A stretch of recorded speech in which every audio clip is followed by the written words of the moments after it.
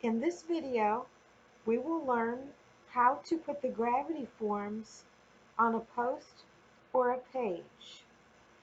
Now, in your visual editor, you will always see Add a Form, and that's how you can add a form, and you'll select the form. You can also add it by shortcode via form number.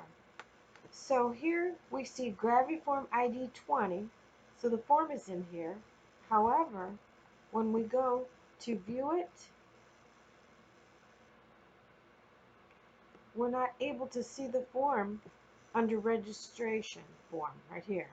And let me show you why. Because when you go to Gravity Forms, here's all your list of forms, and you'll see active and inactive. So we're going to find Form 20. So see that Form 20 is inactive? So we'll click the button. Now it's active.